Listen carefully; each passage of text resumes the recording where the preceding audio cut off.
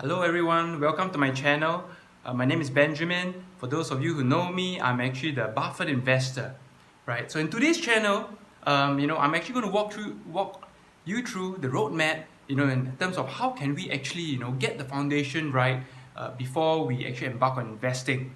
So stay tuned to the end of this video if you want to know what is the right roadmap that we should take before going onto our investment journey. Right. So point number one, usually before we always begin our investment journey, I would strongly encourage for each and every one of us to first answer our why and to understand what is the retirement objective that we want to achieve, right? Because this is actually a fundamental, very strong key thing that we need to understand. If not, ultimately we can be just chasing, the number of returns or the percentage or even the in terms of the amount of money needed to get our retirement, it'll be endless because, naturally by human nature, we are always, desiring even more and more, right? So it's very important, if you remember in my past video, I talked about how to actually, write down specifically, in terms of the retirement objective that is unique to you. For some people, they might want to, retire, perhaps, a nice cottage, facing the lake, or even going, migrating to another country, or owning a house, a condo. I'm not sure, but, do write it down. So it's step one. Step two, very important, I think, it's in terms of setting aside your emergency fund. And for a ballpark figure, myself, I also prefer to set aside at least 12 months worth of your monthly salary or expenses, right? If you want to earn on the safe side, you can actually put aside 12 months worth of your salary. Right, so essentially you're putting this money in terms of, if you encounter a rainy day or something, let's say you lost your job or things like that, at least you have this amount of money set aside to cover you through. Right.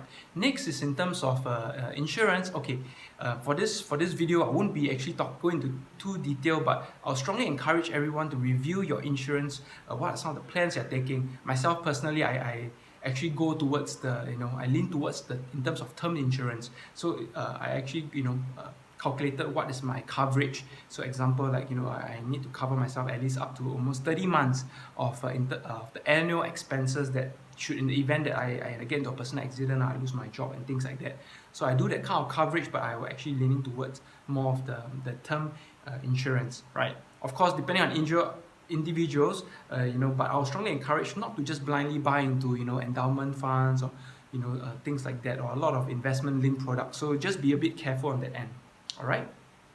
Next is actually the fourth point is actually going to, for those of you, if you have actually short-term goals, myself, back then I recall a few years ago, I was, planning for my, my wedding or my house and things like that. It's very important that you write this kind of short goals down, correct? So even if you have the long-term goal, which is, your retirement, your financial freedom, but in the short run, it's very important to write down specifically how much do you need, for your house, your renovation, a holiday, maybe to further your education, things like that. Why? Then you actually have to I would strongly advise, to put aside those short-term money funds required first, because we don't want to lump them together, as in when we're doing our investment, we want to ensure that this is the amount of money that we can actually, we can be able afford to lose, right? So that you can sleep well at night. Okay. So after doing that, finally, in the last step, right? This is very important. Is that after doing all this, we have considered our retirement objectives. We have put aside even considering the in terms of insurance, short-term goals, our emergency fund. I think very important really is to ensure that can we review our expenses as well, right? Because is there anything I would suggest to actually start off day by day, jot down everything that you have spent in the day, and exactly it can be down to even getting a Starbucks coffee and things like that. And you'll be surprised that really, sometimes the things that we're spending on, example, is a lot of subscription, Netflix, even a coffee every day, things like that, that when you really question, these are the things that do we really need it?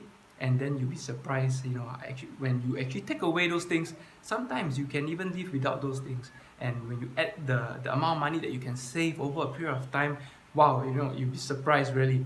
And I strongly recommend if you can actually aim to save up to almost, even 50 or 60%, right, of your income every month, right?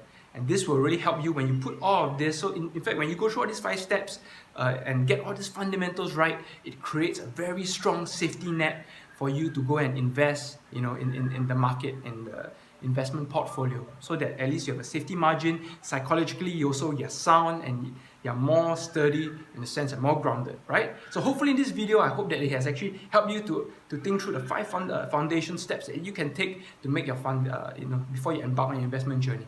All right, so I'll see you there and stay tuned.